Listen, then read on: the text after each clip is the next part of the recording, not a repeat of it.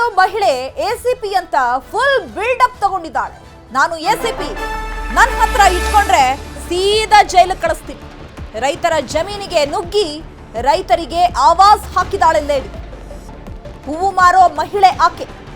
ನಾನು ಎಸಿಪಿ ಅಂತ ರೈತರ ಮುಂದೆ ಫುಲ್ ಬಿಲ್ಡಪ್ ಕೊಟ್ಟಿದ್ದಾಳೆ. ನಾನು ಎಸಿಪಿ, ನನ್ನ ಹತ್ರ ಏನಾದ್ರೂ ಸೀದಾ ಸಾದಾ ನಡ್ಕೊಂಡ್ರೆ ಜೈಲಿಗೆ ಕಳಿಸ್ತೀನಿ. ರೈತರ ಜಮೀನಿಗೆ ನುಗ್ಗಿ ರೈತರಿಗೆ ಆವಾಜ್ ಹಾಕಿದಾಳೆ lady. Jeans pant T shirt ಹಾಕೊಂಡು ಆವಾಜ್ ಹಾಕಿದಾಳೆ. ನಾನು ಅಸಿಸ್ಟೆಂಟ್ ಕಮಿಷನರ್ ಅಂತ ರೈತರಿಗೆ ಬೆದರಿಕೆಯನ್ನ ಹಾಕಿದಾಳೆ. ರಾಮನಗರದ ಕನಕಪುರದ ಕಂಚನಹಳ್ಳಿಯಲ್ಲಿ ಘಟನೆ ನಡೆದಿದೆ. ಚನ್ನಪಟ್ಟಣದಲ್ಲಿ ಹೂವಿನ ವ್ಯಾಪಾರವನ್ನ ಮಾಡೋ ಶ್ಯಾಮಲಾ ಕಂಚನಹಳ್ಳಿ ಗ್ರಾಮದ ಜಮೀನು ವಿವಾದಕ್ಕೆ ಹೋಗಿ ದರ್ಪವನ್ನ ತೋರಿಸಿದ್ದಾರೆ. 4-5 ಪುಂಡರ ಜೊತೆ ಸೇರಿ ಪೊಲೀಸರ ಹೆಸರಲ್ಲಿ ಬೆದರಿಕೆಯನ್ನ ಹಾಕಿದ್ದಾರೆ. ಆಕೆಗೆ ಪಾಪ ಗೊತ್ತಿಲ್ಲ ಅಂತ ಅನ್ಸುತ್ತೆ. ಈ ವಿಚಾರ ಪೊಲೀಸರಿಗೆ ಗೊತ್ತಾದ್ರೆ ತಾನು ಕೂಡ ಸೀದಾ ಜೈಲಿಗೆ ಹೋಗ್ತಾಳೆ ಅಂತ ಹೇಳಿ. ಆದ್ರೆ ರೈತರಿಗೆ ಯಾಮಾರಿಸುವಂತಹ ನಿಟ್ಟಿನಲ್ಲಿ ಒಂದಷ್ಟು ಹುಡುಗರನ್ನ ಕರ್ಕೊಂಡು ಹೋಗಿ ಆ ಜಮೀನಿನ ವಿವಾದಕ್ಕೆ ಮೂಗು ತೂರಿಸಿ ನಾನು ಎಸಿಪಿ ಅಂತ ಹೇಳಿ ರೈತರಿಗೆ ಆ ಮಹಿಳೆ ಆವಾಜ್ ಹಾಕಿದಾಳೆ. ಆದ್ರೆ ಈ ಒಂದು ಘಟನೆ 2 ದಿನಗಳ ಹಿಂದೆ ನಡೆದಿದ್ದು ಈಗ ಇದು ಬೆಳಕಿಗೆ ಬಂದಿದೆ. ಆದ್ರೂ ಕೂಡ ರಾಮನಗರ ಪೊಲೀಸರು ಏನ್ ಕಣ್ಮುಚ್ಚಿಕೊಳ್ತಿದ್ದಾರೆ, ಯಾಕಂದ್ರೆ ಸ್ಥಳೀಯರು ಈ ವಿಡಿಯೋವನ್ನ ವೈರಲ್ ಮಾಡಿದ್ರು ಕೂಡ ಪೊಲೀಸರು ಇನ್ನೂ ಕೂಡ ಸ್ಟಿಲ್ ಯಾವುದೇ ಕ್ರಮವನ್ನ ಕೈಗೊಂಡಿಲ್ಲ ಅಂತ ಹೇಳಿ ಪೊಲೀಸರ ಮೇಲೆ ಸ್ಥಳೀಯರು ಆಕ್ರೋಶವನ್ನ ವ್ಯಕ್ತಪಡಿಸ್ತಾ ಇದ್ದಾರೆ. ಇಲ್ಲಪ್ಪ ನಿಮ್ಗೆ ನೀವು ಬೆಳೆಸಿದೀರಾ ಅನ್ನೋದಕ್ಕೆ ಏನಿದೆ ಸಾಕ್ಷಿ? ಏನಿದೆ ಸಾಕ್ಷಿ? ಅದು ಅವ್ರ ಜಮೀನು ಅನ್ನೋದಕ್ಕೆ ಅವರು ದಾಖಲಾತಿ ತಗೊಂಡು ನಾನು ಕೇಳ್ತಿರೋದು 5 ಎಕರೆ ನಮ್ದೈತೆ. ನಿಮ್ದು 321 ಇದು, ಇವ್ರದ್ದು 199, ಇವ್ರು ತೋರಿಸ್ತಾರೆ 321 ತೋರಿಸ್ತಾವ್ರೆ ಇವರು. 321 ನಮ್ದು ಇದು ಟೋಟಲ್ ಇದೆ. ಇಲ್ಲೇ 198 ಬಂದೈತೆ ಅಂತ ಅಂದ್ಬಿಟ್ಟು ಹೇಳ್ತಾ ಇರೋದು ಇವರು. ಅದು ಜಮೀನ್ ನಮ್ದು.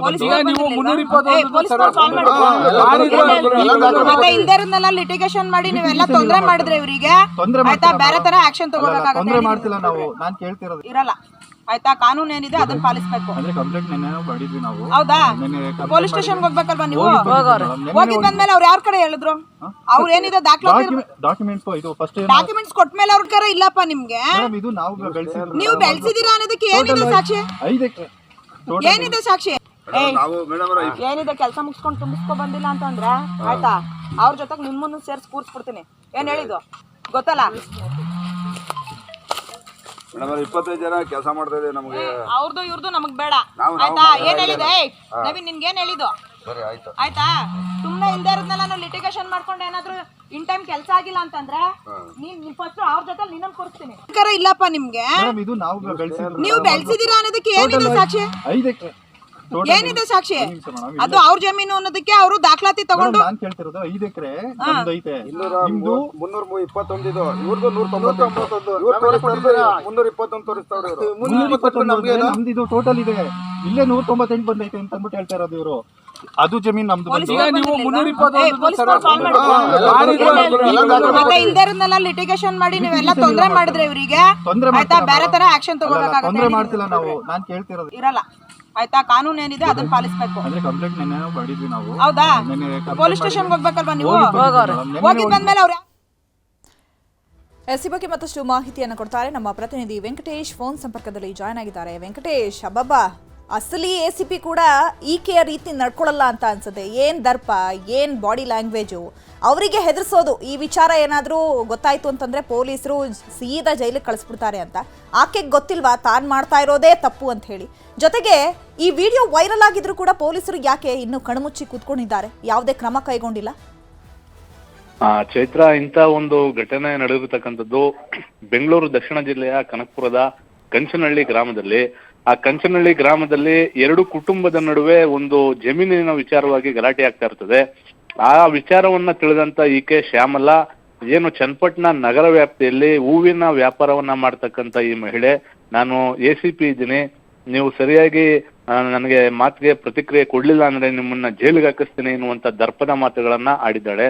ಈಗಲೂ ಕೂಡ ಆಕೆಯ ಒಂದು ವಿಡಿಯೋ ವೈರಲ್ ಆಗಿದ್ರು ಕೂಡ ಪೊಲೀಸರು ಆಕೆಯ ವಿರುದ್ಧ ಯಾವುದೇ ಒಂದು ಕ್ರಮವನ್ನ ವಹಿಸಿಲ್ಲ. ಯಾಕೆಂದ್ರೆ ಚನ್ನಪಟ್ಟಣದ ಕೆಲವು ಪೊಲೀಸರು ಈಕೆಯ ಜೊತೆಗೆ ಒಂದು ಒಳ್ಳೆಯ ಸಂಪರ್ಕವನ್ನ ಇಟ್ಕೊಂಡಿದ್ದಾರೆ, ಅಂದ್ರೆ ಪರಿಚಯವನ್ನ ಇಟ್ಕೊಂಡಿದ್ದಾರೆ. ಆ ನಿಟ್ಟಿನಲ್ಲಿ ಈಕೆಯ ವಿರುದ್ಧವಾಗಿ ಒಂದು ಕ್ರಮವನ್ನ ವಹಿಸ್ಲಿಕ್ಕೆ ಹಿಂದೇಟನ್ನ ಆಗ್ತಾ ಇದ್ದಾರಾ ಎನ್ನುವಂತ ಅನುಮಾನ ಕೂಡ ಇಲ್ಲಿ ಮೂಡ್ತಾ ಇರುವಂತದ್ದು. ಅಂದ್ರೆ ಬಹಿರಂಗವಾಗಿ ನಾನು ACP ಇದ್ದೇನೆ, ನಿಮ್ಮನ್ನ ಮಡಿಕೇರಿ ಜೈಲಿಗೆ ಹಾಕಿಸ್ತೇನೆ ಎನ್ನುವಂತ ಮಾತನ್ನ ಒಬ್ಬ ಹೂವಿನ ವ್ಯಾಪಾರಿ ಈ ನಿಟ್ಟಿನಲ್ಲಿ ಮಾತನಾಡ್ತಾಳೆ ಅಂದ್ರೆ ಇನ್ನು ಪೊಲೀಸರ ಹುದ್ದೆಗಳಿಗೆ ಯಾವ ರೀತಿಯಾದಂತಹ ಗೌರವ ಇದೆ ಎನ್ನುವಂಥದ್ದು ಈ ಒಂದು ಪ್ರಕರಣದಲ್ಲಿ ಒಂದು ಪ್ರತ್ಯಕ್ಷವಾಗಿ ಸಾಬೀತಾಗ್ತಾ ಇರ್ತಕ್ಕಂಥದ್ದು. ಒಟ್ಟಾರೆ ಈಕೆಯ ವಿರುದ್ಧವಾಗಿ ಈಗ ಪೊಲೀಸರು ಯಾವ ರೀತಿಯಾಗಿ ಕ್ರಮವನ್ನ ವಹಿಸ್ತಾರೆ ಎಂಬುದನ್ನ ಕಾದ್ ನೋಡ್ಬೇಕಾಗಿದೆ ಚೈತ್ರ.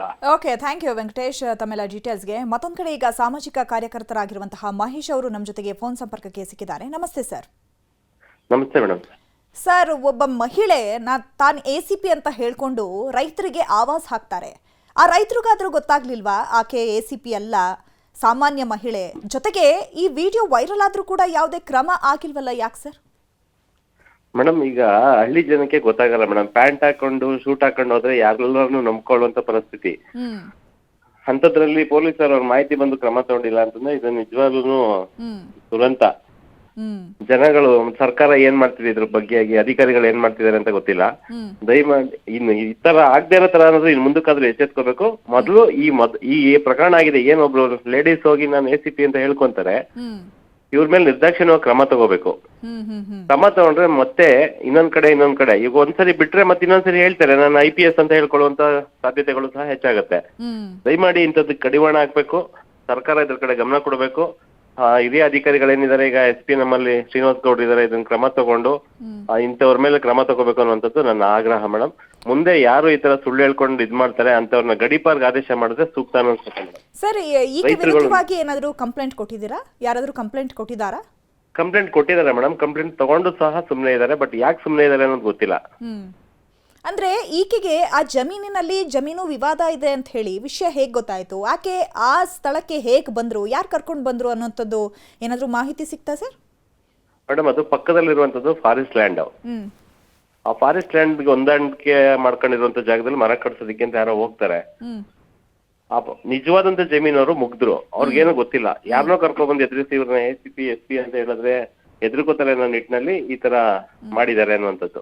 ಸರ್, ಆಮೇಲೆ ಹೇಗೆ ಗೊತ್ತಾಯ್ತು ಈಕೆ ನಕಲಿ ACP ಅಂತ ಹೇಳಿ? ಅಲ್ಲಿ ಯಾರೋ ಒಬ್ರು ಊರಿನ ಮುಖಂಡರಲ್ಲಿ ಬಂದಿರ್ತಾರೆ ಸ್ಪಾಟ್ಗೆ, ಅವರು ಅದನ್ನ ವಿಡಿಯೋ ಮಾಡ್ಕೊಂಡಿರ್ತಾರೆ. ಅವಾಗ ಅವ್ರು ವಿಚಾರ ಮಾಡ್ತಾರೆ, ACP ನ ಅಲ್ವಾ ಅಂತ ವಿಚಾರ ಮಾಡ್ತಾರೆ. ಅವ್ರು ACP ಅಲ್ಲ ಅಂತ ಗೊತ್ತಾದ್ಮೇಲೆ ಅವರು ಬಂದು ಚನ್ನಪಟ್ಟಣ DYSP ಅವರಿಗೆ ಕಂಪ್ಲೇಂಟ್ ಮಾಡಿದ್ದಾರೆ, ಇವ್ರ ಮೇಲೆ ಕ್ರಮ ತಗೊಳ್ಳಿ ಅಂತ ಹೇಳಿ. ಇದಾಗಿ ಘಟನೆ ಆಗಿ ಹತ್ತತ್ರ 1 ವಾರ ಆಗ್ತಿದೆ. ಬಟ್ ಇದುವರೆಗೂ ಸಹ ಯಾವುದೇ ಕ್ರಮ ಕೈಗೊಂಡಿಲ್ಲ. ಇದು ದುರಂತ ಮೇಡಮ್, ನಿಜವಾದ ದುರಂತ. ಅಂದ್ರೆ ಈ ಮಹಿಳೆ ಆ ಊರಿನವಳೇನಾ? ಅಲ್ಲೇ ಹೂ ಮಾರ್ಕೊಂಡಿರೋದಾ ಅಥವಾ ಬೇರೆ ಕಡೆಯಿಂದ ಬಂದು ಅಲ್ಲಿ ಹೂ ಮಾರ್ತಾ ಇದ್ರ? ಚನ್ನಪಟ್ಟಣನೇ ಮೇಡಮ್. ಅವರು ಮೂಲತಃ ಚನ್ನಪಟ್ಟಣ ತಾಲೂಕು. ಆ ಘಟನೆ ನಡೆದಿರೋ ಸ್ಥಳಕ್ಕೂ ಅವ್ರಿಗೂ ಒಂದು ಸ್ವಂತ ಊರು, ಅವ್ರ ಅಕ್ಕಪಕ್ಕನೆ, ಅಂದ್ರೆ ಒಂದು 8-10 ಕಿಲೋಮೀಟರ್ ಸರೌಂಡಿಂಗ್ ಅಲ್ಲಿ ಇರುವಂತ ಇದು. ಇವರು ಪೊಲೀಸರ ಜೊತೆ ಬೆಳಿಗ್ಗೆ ಎದ್ರೆ ಪೊಲೀಸ್ ಸಂಪರ್ಕದಲ್ಲಿ ಇರ್ತಾರೆ, ಕಾನ್ಸ್ಟೇಬಲ್ಸ್ ಆ ತರ ಸಂಪರ್ಕದಲ್ಲಿ ಇರ್ತಾರೆ.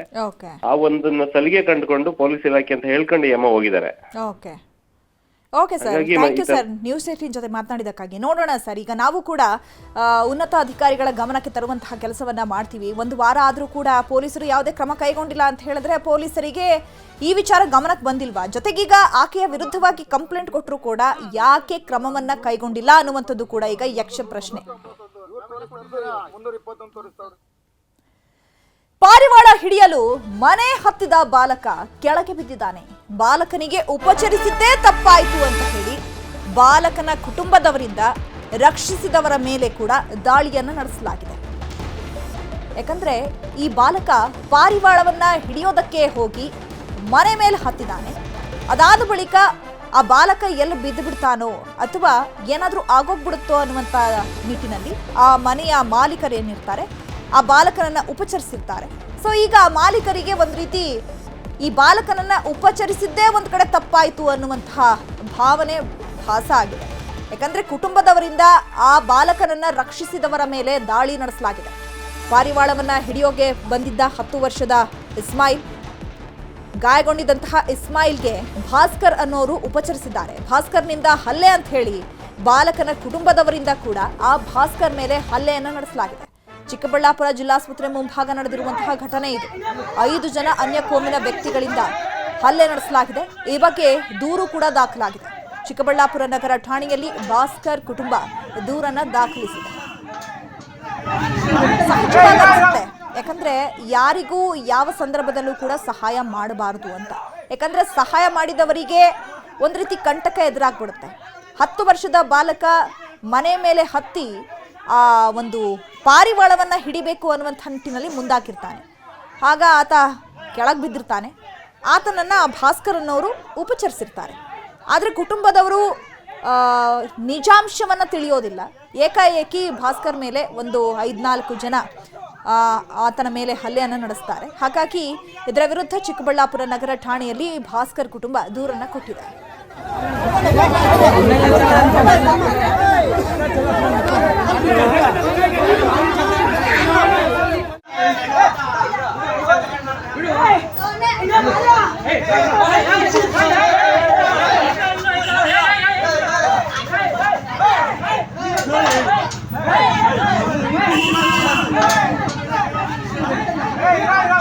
ಚಿಕ್ಕ ಮಕ್ಕಳು ಸರ್ ಅವರು ಸುಮಾರು 5-6 ದಿನದಿಂದ ಅವರು ಬರೋದು ಪಾರಿವಾಳಗಳು ಕಳ್ತನ ಮಾಡೋಕ್ಕೆ ಬರೋದು. ಅಲ್ಲಿ ಮೇಲೆ ಬಿಲ್ಡಿಂಗಲ್ಲಿ ಬರ್ತಾರೆ, ಮೇಲೆಯಿಂದ ದುಮ್ಕೋದು ಮಾಡ್ತಾರೆ ಅವರು. ಡೈಲಿ ಬಂದು ಇವ್ರು ಇಲ್ದಿರೋ ಟೈಮಲ್ಲಿ ಬರೋದು, ಪಾರಿವಾಳಗಳು ಎತ್ಕೊಳ್ಳೋದು, ಹೊರಟೋಗೋದು.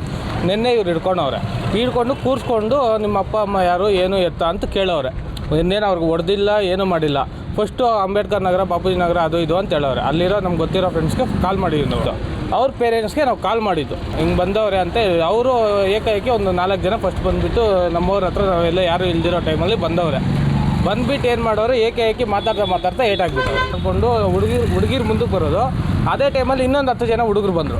ಅವರೆಲ್ಲ ಫುಲ್ ಡ್ರಿಂಕ್ಸ್ ಮಾಡೋರೆ, ಫುಲ್ಲು ಗಾಂಜಾ ಅದು ಇದು ಏನೋ ಅವ್ರ ಪರ್ಸ್ನಲ್ ಇದರಲ್ಲಿ ಇದ್ದಾರೆ ಅವರು. ಏಕಾಏಕಿ ಬಂದು ಇವ್ರು ನೋಡಿದ ತಕ್ಷಣ ಇವ್ರ ಸ್ವಂತ ಅಣ್ಣನ ಪಕ್ಕದಲ್ಲಿ ಅಂಗಡಿ ಇರೋದು. ನಿಮ್ಮ ಅಣ್ಣ ಅಂದ್ಬಿಟ್ಟು ಅವ್ರ ಹತ್ರ ಹೋಗಿ ಅವ್ರ ಮೇಲೇನು ಹಲ್ಲೆ ಮಾಡಿರೋದು. ಹಲ್ಲೆ ಮಾಡಿ ಇದು ನೋಡಿ ಇದ್ರ ಹತ್ರ ಎಲ್ಲ ಓಪನ್ ಮಾಡೋರೆ. 10 ವರ್ಷ ಅವನಿಗೆ ಮೇಲ್ಗಡೆಯಿಂದ ದುಮುಕ್ತಾನೆ ಕೆಳಕ್ಕೆ. ಅವರು ಹೆಂಗಸರು ಬಂದು ನಮ್ಮ ಮೇಲೆ ಮೊದಲು ಹೊಡೆದಿರೋದು. ಆಮೇಲೆ ಗಂಡಸರು ಬಂದರು, ಅವ್ರು ಬಂದು ಕುಡ್ಕೊಂಬಂದು ಅವ್ರು ಗಲಾಟೆ ಹೊಡೆಯಕ್ಕೆ ಬಂದರು, ಹೊಡೆದಿದ್ದಾರೆ. ಅವ್ರು ತಪ್ಪಿಟ್ಕೊಂಡು ನಾವು ತಪ್ಪು ಮಾಡ್ದಂಗೆ ಅವರು ಬಿಂಬಿಸಿದ್ದಾರೆ ನಮ್ಮ ಮೇಲೆ. 5ನೇ ಕ್ಲಾಸಲ್ಲಿ ಓದ್ತಾ ಇದ್ದಾನೆ ದರ್ಗಾ ಸ್ಕೂಲಲ್ಲಿ. ಹುಡುಗ ಬಂದಿರೋದು. ಪ್ರತಿ ಸರಿ ಬರ್ತಾರೆ ಮಾಡಿ ಮೇಲೆ ಹತ್ತಿ ಪಾರಿವಾಳಗಳನ್ನ ಹಿಡ್ಕೊಂಡು ಹೋಗೋದಕ್ಕೆ. ಪಾರಿವಾಳ ಯಾರು ಸಾಕಿದ್ದು? ಯಾರೋ ಬೇರೆಯವ್ರು ಸಾಕಿರೋದು. ಯಾರೋ ಸಾಕಿರೋದು ನಮ್ಗೆ ಬಂದಿದೆ ಊನ. ಎಸ್ ಈ ಬಗ್ಗೆ ಮತ್ತಷ್ಟು ಮಾಹಿತಿಯನ್ನು ಕೊಡ್ತಾರೆ ನಮ್ಮ ಪ್ರತಿನಿಧಿ ದತ್ತಾತ್ರೇಯ. ಫೋನ್ ಸಂಪರ್ಕದಲ್ಲಿ ಜಾಯ್ನ್ ಆಗಿದ್ದಾರೆ. ದತ್ತಾತ್ರೇಯ, ಏನಿದು ಗಲಾಟೆ? ಯಾವ ಕಾರಣಕ್ಕೆ ಹಲ್ಲೆ ಆಗಿರೋದು?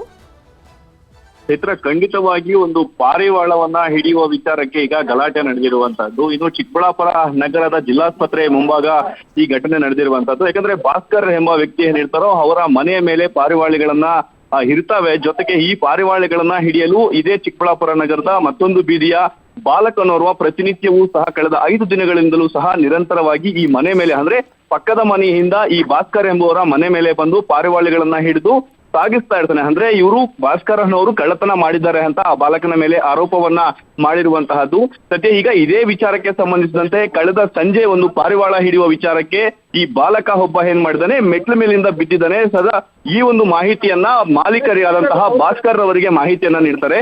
ಸದ್ಯ ಈ ವಿಚಾರಣೆ ನಡೆಸ್ತಾ ಇದ್ದಂತೆ ನನ್ನ ಮಗನ ಮೇಲೆ ಈ ಭಾಸ್ಕರ್ ಎಂಬುವರು ಅವರ ಕುಟುಂಬಸ್ಥರು ಹಲ್ಲೆ ಮಾಡಿದ್ದಾರೆ ಎಂದು ಆರೋಪಿಸಿ ಈ ಬಾಲಕನ ಕುಟುಂಬಸ್ಥರು ಏಕಾಏಕಿ ಈ ಒಂದು ಭಾಸ್ಕರ್ ಅಂಗಡಿ ಏನಿದೆಯೋ ಅದರ ಮುಂಭಾಗ ಬಂದು ಗಲಾಟೆ ನಡೆಸಿ ಅಂಗಡಿಯೊಳಗೆ ನುಗ್ಗಿ ಅಲ್ಲಿ ಒಂದು ಹಲ್ಲೆಯನ್ನ ನಡೆಸಿರುವಂತಹದ್ದು. ಈ ವಿಚಾರಕ್ಕೆ ಸಂಬಂಧಿಸಿದಂತೆ ಈಗಾಗಲೇ ಒಂದು ನಗರ ಠಾಣೆಯಲ್ಲೂ ಸಹ ದೂರನ್ನ ದಾಖಲಿಸಿದ್ದಾರೆ. ಜೊತೆಗೆ ಈ ವಿಚಾರಕ್ಕೆ ಸಂಬಂಧಿಸಿದಂತೆ ನಮಗೆ ನ್ಯಾಯ ದೊರಕಿಸಬೇಕು ಅಂತ ಮಾಧ್ಯಮಗಳ ಮುಖಾಂತರ ಸಹ ಮನವಿ ಮಾಡಿಕೊಂಡಿರುವಂತಹದ್ದು. Chaitra, okay, thank you Dattatreya ತಮ್ಮೆಲ್ಲ ಡೀಟೇಲ್ಸ್ಗೆ. ಬಾಲಕನ ಕುಟುಂಬಸ್ಥರಿಂದ ಈಗ ಏಕಾಏಕಿ ಭಾಸ್ಕರ್ ಅನ್ನುವಂತಹ ವ್ಯಕ್ತಿಯ ಮೇಲೆ ಹಲ್ಲೆಯನ್ನು ನಡೆಸಲಾಗಿದೆ. ಯಾಕಂದರೆ 10 ವರ್ಷದ ಬಾಲಕ ಬಿಲ್ಡಿಂಗ್ ಮೇಲೆ ಇದ್ದಂತಹ ಪಾರಿವಾಳವನ್ನು ಹಿಡಿಯೋದಕ್ಕೆ ಅಂತ ಹೋಗ್ತಾನೆ. ಆಗ ಅಲ್ಲಿನ ಸ್ಥಳೀಯ ಆಗಿದ್ದಂತಹ ಭಾಸ್ಕರ್ ಅವರು ಆ ಹುಡುಗನನ್ನು ಕರ್ಕೊಂಡು ಬಂದು ನಿಮ್ಮ ತಂದೆ ತಾಯಿ ಯಾರು ಅಂತೆಲ್ಲ ವಿಚಾರಿಸಿ ಆಮೇಲೆ ತಂದೆ ತಾಯಿಗೆ ಒಂದು ಮಾಹಿತಿಯನ್ನು ಕೊಡ್ತಾರೆ. ಅವರು ಏಕಾಏಕಿ ಬಂದು ಈಗ ಭಾಸ್ಕರ್ ಹಲ್ಲೆಯನ್ನು ಮಾಡಿರ್ತಾರೆ ಅವ್ರ ಮೇಲೆ. ಸ್ವತಃ ಈಗ ನಮ್ಮ ಜೊತೆಗೆ ಭಾಸ್ಕರ್ ಹಲ್ಲೆಗೊಳಗಾದಂಥವರು ಫೋನ್ ಸಂಪರ್ಕಕ್ಕೆ ಸಿಕ್ಕಿದ್ದಾರೆ. ನಮಸ್ತೆ ಸರ್. ನಮಸ್ಕಾರ ಮೇಡಮ್. ಸರ್, ಯಾವ ಕಾರಣಕ್ಕೆ ಏಕಾಏಕಿ ಬಂದು ಅವರು ನಿಮ್ಮ ಮೇಲೆ ಹಲ್ಲೆ ಮಾಡಿದ್ದು? ಪಾರಿವಾಳದ ವಿಚಾರಕ ಅಥವಾ ಬೇರೆ ಏನು ಕಾರಣ ಇರ್ಬೋದು ಅಂತ ಅನ್ಸುತ್ತೆ ಸರ್? ಮೇಡಮ್ ಅವರೇ, ಅವರು ಹುಡುಗ ಬಂದು ನಮ್ಮನೆ ಪಕ್ಕದಲ್ಲಿರೋ ಇದರಲ್ಲಿ ಪಾರಿವಾಳ ಕಳ್ತನ ಮಾಡ್ಕೊಳಕ್ ಬಂದಿದ್ದಾನೆ. ನಾನು 2 ಸಲ ತಪ್ಪಿಸ್ಕೊಂಡು ಮುನ್ನೆ ಸಲ ಸಿಕ್ಕಾಕೊಂಡು ಅವ್ರ ತಂದೆ ಕರೀಲಿಕ್ಕೆ ಹೇಳ್ದೆ. ಆಮೇಲೆ ಅವ್ರು ಬಂದು ನೀನ್ ಹೊಡೆದಿದ್ದಿ ಅಂದ್ಬಿಟ್ಟು ನನ್ನನ್ನ ಅವ್ರ ತಾಯಿ ಅವ್ರ ಅಕ್ಕ ಅನ್ನೋರು ಬಂದು ನನ್ನ ಮೊದ್ಲು ಹೊಡೆದ್ರು ಹೆಂಗಸರು. ಆಮೇಲೆ ಅವ್ರ ಅಪ್ಪ ಅವರು ಬೇರೆಯವ್ರ ಗಂಡಸರು ಬಂದು ನನ್ನ ಹೊಡೆದಿದ್ದಾರೆ ಮೇಡಮ್. ಎಷ್ಟು ಜನ ಬಂದಿದ್ರು ಸರ್ ನಿಮ್ಮ ಅವರು ಮನೆ ಕಡೆಯಿಂದ? ಅವ್ರು 4 ಆಮೇಲೆ ಬಂದ್ರು ಮೇಡಮ್ ಅವರೇ. 10 ಜನ 20 ಜನ 30 ಜನ ಹಂಗೆ ಬಂದ್ರು ಮೇಡಮ್. ತುಂಬಿ ಮಾಡಿದ್ರು. ಅಂದ್ರೆ ಸರ್ ಇವಾಗ ಹಲ್ಲೆ ಮಾಡಿದಾರಲ್ಲ, ನೀವು ಆರಾಮಾಗಿದ್ದೀರಾ ಈಗ? ಟ್ರೀಟ್ಮೆಂಟ್ ತಗೊಂಡಿದ್ದೀನಿ ಮೇಡಮ್ ಅವರೇ ನಿನ್ನೆ ಓಕೆ. ಆಸ್ಪತ್ರೆಯಲ್ಲಿ. ಈ ಬಗ್ಗೆ ಏನಾದರೂ ಕಂಪ್ಲೇಂಟ್ ಕೊಟ್ರಾ ಸರ್ ನೀವು? ಕೊಟ್ಟಿದ್ದೀನಿ ಮೇಡಮ್ ಅವರೇ. ಓಕೆ. ಪೊಲೀಸವ್ರು ಏನು ಹೇಳ್ತಾರೆ ಈಗ? ತನಿಖೆ ಮಾಡೋದಕ್ಕೆ ಮುಂದಾಗಿದ್ದಾರಾ? FIR ಆಗಿದೆ ಮೇಡಮ್ ಅವರೇ. ಅಂದ್ರೆ ಆ ಬಾಲಕ ಪಾರಿವಾಳ ಕದಿಯೋದನ್ನ ನೀವು 2-3 ಬಾರ್ ನೋಡಿದ್ದೀರಾ? 2 ಬಾರಿ ತಪ್ಪಿಸ್ಕೊಂಡು ಹೋಗಿದೆ. ಮೊನ್ನೆ ಬಾರಿ ಸಿಕ್ಕಾಗ ಯಾಕೋ ಹಿಂಗ್ ಮಾಡ್ತಾ ಇದೆ ಅಂದ್ರೆ ಆಮೇಲಕ್ಕೆ ಗಲಾಟೆಗಳು ಮಾಡ್ಬಿಟ್ರು. ಅವ್ರ ತಂದೆ ತಾಯಿ ಬರೋ ಕರೆ ಹೇಳಿದ್ರೆ ಆಮೇಲೆ ಅವ್ರ ಕಡೆ ಬಂದು ಎಕ್ದಮ್ ನಾನು ಹೊಡೆದಿದ್ದೀನಿ ಅನ್ಬಿಟ್ಟು ನನ್ನ ಮೇಲೆ ಬಲಪ್ರಯೋಗ ಮಾಡ್ಬಿಟ್ರು. ಅಲ್ಲಿ ಅವನು ಏನು ಬಿದ್ದಿರ್ಲಿಲ್ಲ, ನೀವು ಜಸ್ಟ್ ಅವನನ್ನ ಮಾತಾಡ್ಸಿದ್ದಷ್ಟೇ ಅಲ್ವಾ? ಸೊ ಹಾಗಾಗಿ ಹಲ್ಲೆ ಮಾಡಿದ್ದಾರೆ ಅಂತ ಹೇಳಿ ಹೆಂಗ್ ತಿಳ್ಕೊಂಡ್ರ ಅವರು? ಈಗ ಹುಡುಗನ ಮನೆಯವರು ಹಲ್ಲೆ ಮಾಡಿದಾರೆ ಅಂತ ಹೇಗ್ ತಿಳ್ಕೊಂಡ್ರು? ಯಾಕಂದ್ರೆ ನೀವು ಅವನಿಗೆ ಹಲ್ಲೆ ಮಾಡಿರ್ಲಿಲ್ಲ, ಜಸ್ಟ್ ಮಾತನಾಡ್ಸಿದ್ದಲ್ವಾ? ಅವನು ಕೇಳಿದ್ದೇನೆ ಎಲ್ಲೋ ನಿಮ್ ಮನೆ ಬೆದರಿಸೋದಲ್ಲ ಗೆದರಿಸಿದಕ್ಕೆ ಅವನು ಏನು ನನ್ನ ಹತ್ರ ಏನು ಇಲ್ಲ ಇಲ್ಲ ಅಂತ ಹೇಳ್ತಾನೆ. ಆಮೇಲೆ ಅದಕ್ಕೋಸ್ಕರ ಆಮೇಲೆ ಅವ್ರು ಬಂದು ಏನು ನೀವು ನಮ್ಮ ಮಗನ್ ಹೊಡೆದಿದ್ದೀರಾ, ಅವ್ನ ಮೇಲ್ಗಡೆಯಿಂದ ಬಿದ್ದು ಗಾಯ ಎಲ್ಲ ಮಾಡ್ಕೊಂಡಿದ್ದಾನೆ ಮಾಡಿ ಮೇಲಿಂದ. ಏಕಾಏಕಿ ಬಾಲಕನ ಮನೆಯವರು ಹೇಳಿದ್ದು. ಬಂದ್ರು, ನೀವ್ ಹೊಡೆದಿದ್ದೀರಾ ಮಾಡಿದಿರಾ, ನಾವ್ ಏನ್ ಹೇಳ್ತೀವ ಅನ್ನೋ ಮಾತು ಸಹಿತ ಕೇಳಿದಿರಾ ಅವರು ಏಕ್ದಮ್ ನಮ್ಮ ಮೇಲೆ ಆಕ್ರಮಣಕಾರಿ ಹೊಡೆದಿದ್ದಾರೆ, ದಾಂಧಲೆ ಮಾಡಿದ್ದಾರೆ. ಈಗ ಎಷ್ಟು ಜನದ ವಿರುದ್ಧ ಕಂಪ್ಲೇಂಟ್ ಆಗಿದೆ ಸರ್? ಎಷ್ಟು ಜನದ ವಿರುದ್ಧ ಕೊಟ್ಟಿದ್ದೀರಾ ಕಂಪ್ಲೇಂಟ್? ಮೇಡಮ್ ಇವಾಗ 5 ಜನ ಆಗಿದ್ದಾರೆ ಮೇಡಮ್. ಅಂದ್ರೆ ನಿಮ್ಗೆ ಹಲ್ಲೆ ಮಾಡ್ತಾ ಇದ್ದಿದ್ದ ಸಂದರ್ಭದಲ್ಲಿ ಅಲ್ಲಿನ ಸ್ಥಳೀಯರು ಯಾರು ಬಿಡ್ಸಕ್ ಬರ್ಲಿಲ್ವಾ, ಅಥವಾ ನಿಮ್ ಕುಟುಂಬದವ್ರು ಅಲ್ಲಿ ಇರ್ಲಿಲ್ವಾ? ಅಲ್ಲ ಹೇಳತ್ತಂಗ ನನ್ನ ಹಲ್ಲೆ ಮಾಡಬಹುದು ನಮ್ಮ ಅಣ್ಣ ಬಂದು ನನ್ನ ಕಾಪಾಡಕ್ ಬಂದ, ನನ್ನಿಂದ ನಮ್ಮ ಅಣ್ಣನೂ ಓದೆ ತಿಂದ ಅವರಿಂದ. ಆಮೇಲೆ ಸುತ್ತಮುತ್ತಲರು ಏನಾಗ್ತದೆ ಅಂತ ಎಲ್ಲರೂ ಬಂದು ಬಿಡಿಸಿದ್ರು ಮೇಡಮ್ ಅವರ. ಅಷ್ಟೊಳಗಡೆ ದುಂಬಿನೇ ಬಂದ್ಬಿಡ್ತು. Okay okay, thank you sir news 18 ಜೊತೆ ಮಾತನಾಡಿದ್ದಕ್ಕಾಗಿ. ಸುಮಾರು 455 ಗ್ರಾಂನಷ್ಟು ಚಿನ್ನ ಅನ್ನುವಂಥದ್ದು ಈಗ ಗೊತ್ತಾಗಿದೆ. ಲಕ್ಕುಂಡಿ ಗ್ರಾಮದಲ್ಲಿ ನಿಧಿ ಸಿಕ್ಕಂತ ವಿಚಾರ ಸಂಬಂಧಪಟ್ಟಂಗೆ ಸಾಕಷ್ಟು ಚರ್ಚೆ ಕೂಡ ಆಗ್ತಾ ಇದೆ. ಇದೇ ವಿಚಾರ ಸಂಬಂಧಪಟ್ಟಂಗೆ ಪುರಾತತ್ವ ಇಲಾಖೆಯ ಹಿರಿಯ ಅಧಿಕಾರಿಯಾಗಿರ್ತಕ್ಕಂಥ ರಮೇಶ್ ಸರ್ ಕೂಡ ಬಂದಿದ್ದಾರೆ. ಅವರನ್ನ ಮಾತನಾಡಿಸ್ತಾ ಹೋಗೋಣ. ಸರ್, ರಮೇಶ್ ಸರ್, ಈಗಾಗಲೇ ನೀವು ಕೂಡ ಸ್ಥಳಕ್ಕೆ ಭೇಟಿ ನೀಡಿದ್ರಿ, ಪರಿಶೀಲನೆ ಕೂಡ ಮಾಡಿದ್ರಿ. ಸರ್, ಏನು ಹೇಳಕ್ಕೆ ಇಷ್ಟಪಡ್ತೀರಿ ಸರ್? ಏನಿಲ್ಲ, ಇದು ಒಂದು ಮನೆ ಕಟ್ಟಡದ ಅಡಿಪಾಯದಲ್ಲಿ ಸಿಕ್ಕಂಥ ಒಂದು ಆಭರಣಗಳು ಇವು. ಸೊ ಇದಕ್ಕೆ ನಿಧಿ ಅಂದರೆ ಒಂದು ದೊಡ್ಡ ಶಬ್ದ, ಇದರ ದೊಡ್ಡ ಅರ್ಥ ಕೊಡ್ತದೆ. ಸೊ ಇವರು ಸಾಮಾನ್ಯವಾಗಿ ಅಲ್ಲಿ ಮನೆಯೊಳಗೆ ಅವರು ಪುರಾತನ ಕಾಲದಲ್ಲಿ ಒಂದು ವಾಡಿಕೆ ಇರ್ತಿದ್ದು, ಆ ಪ್ರಕಾರ ಅವರಲ್ಲಿರ್ತಕ್ಕಂಥ ಮುಕ್ಕಾದಂಥ ಆಭರಣಗಳನ್ನು ಗಡಿಗೆ ಒಳಗೆ ಹೂತು ಅಡುಗೆ ಮನೆಯೊಳಗೆ ಇಟ್ಟಾರ. ಆ ಒಂದು ಅಂಶ ನನಗೆ ಈಗ ತಾನೇ ಬೆಳಕಿಗೆ ಬಂತು. ಸೊ ಇನ್ನು ಮುಂದೆ ಆ ಅಂಶಗಳನ್ನು, ಆ ಪ್ರದೇಶವನ್ನು ಇನ್ನೂ ಒಂದು ಸ್ವಲ್ಪ ಸೂಕ್ಷ್ಮವಾಗಿ ನಾವು ಅವಲೋಕನ ಮಾಡ್ತೀವಿ. ಸಂಶೋಧನೆ ಮಾಡಿದಾಗ ಇನ್ನೂ ಹೆಚ್ಚಿನ ಮಾಹಿತಿ ಏನಾರ ಸಿಗ್ತದೆ ಅನ್ನೋದು ತಮಗೆ ಹೇಳ್ತೀವಿ. ಯಾವ ಕಾಲದ್ದು ಏನು ಅನ್ನೋದ್ರ ಬಗ್ಗೆ ಏನಾದ್ರು? ಯಾಕಂದ್ರೆ ಲಕ್ಕುಂಡಿ ಗ್ರಾಮದಲ್ಲಿ ಸಾಕಷ್ಟು ರಾಜಮನೆತನ, ಅಷ್ಟೇನು ಹಳೆ ಆಭರಣಗಳಲ್ಲ ಇವು, ಇಷ್ಟು ಮಾತ್ರ ಹೇಳಬಲ್ಲೆ. ಅಂಥ ರಾಜವಂಶಕ್ಕೆ ಸಂಬಂಧಪಟ್ಟಂಥ ಯಾವುದೇ ಆದಂಥ ಅಂಶಗಳು ನಮಗೆ ಹೆಚ್ಚಿಗೆ ಸಿಗೋದಿಲ್ಲ. ಯಾವುದಕ್ಕೂ ಅವನ್ನ ತೆಗೆದು ನೋಡಿದಾಗ ಇನ್ನೂ ಹೆಚ್ಚಿನ ಮಾಹಿತಿ ಸಿಗ್ಬೋದೇನೋ ಅನ್ನೋದನ್ನು ನಾನು ನೋಡಿಲ್ಲ. ನಿಮ್ಮಷ್ಟಕ್ಕೆ ಕಾತುರ ನನಗೂ ಆ ಟ್ರೆಜರ್ ಒಳಗದೆ ಅವು ನೋಡಿ ಇನ್ನೂ ಹೆಚ್ಚಿನ ಮಾಹಿತಿ ಸಿಕ್ಕಾಗ ನಿಮ್ಗೆ ಹೇಳ್ತೀವಿ. ಸರ್, ಇನ್ನೊಂದು, ಈಗ ಈ ಒಂದು ಮನೆಯನ್ನು ತೆಗಿತಾ ಇದ್ದಾರೆ ಸರ್ ಅಪಾಯ, ಅಲ್ಲಿ ಕೂಡ ಇನ್ನು ಮುಂದೆ ಅವ್ರಿಗೆ ಅವಕಾಶ ಕೊಡ್ತೀರಾ ಇಲ್ವಾ? ಅಥವಾ ಮುಂದಿನ ದಿನದ ಜಾಗವನ್ನು ಸಂಶೋಧನೆ ಮಾಡುವಂಥದ್ದು, ಅಥವಾ ಯಾವ ರೀತಿ ಸಂಶೋಧನೆ ಮಾಡ್ತೀವಿ ಸರ್?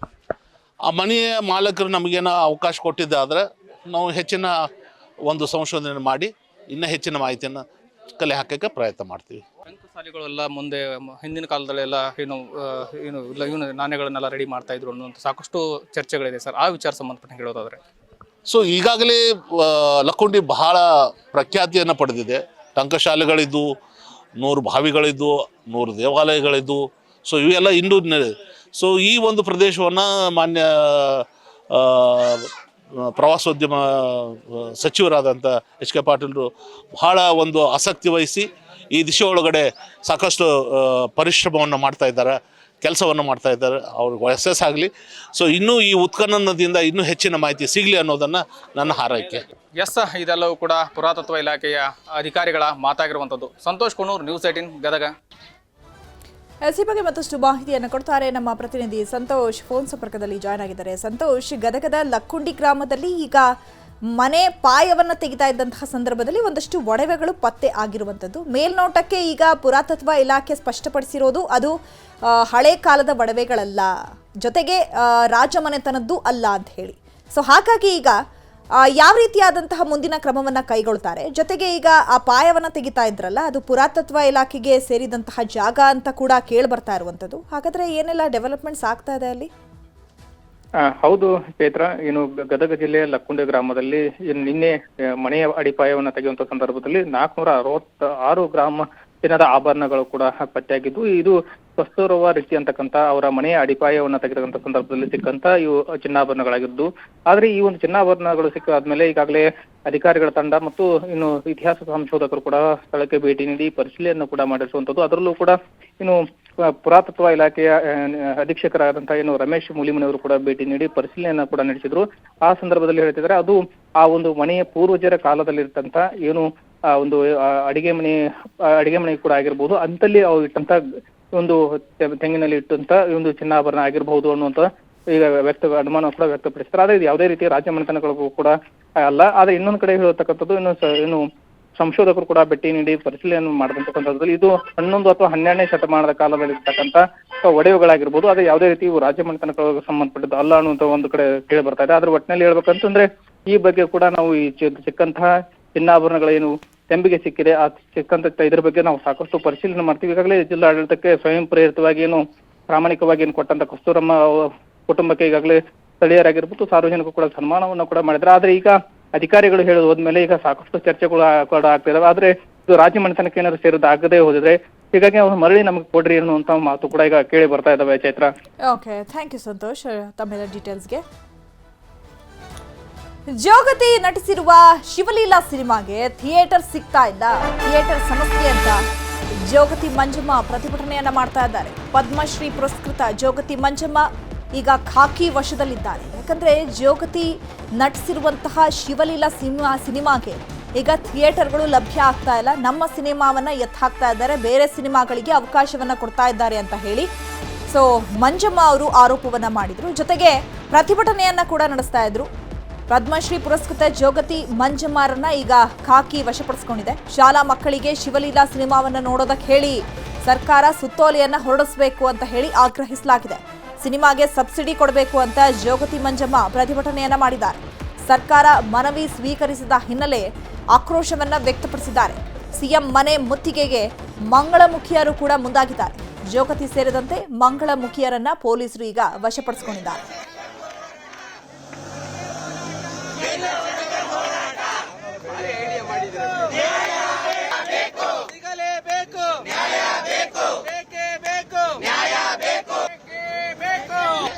ಈ ಸಿನಿಮಾಕ್ಕೆ ಬೆಲೆ ಇಲ್ವಾ?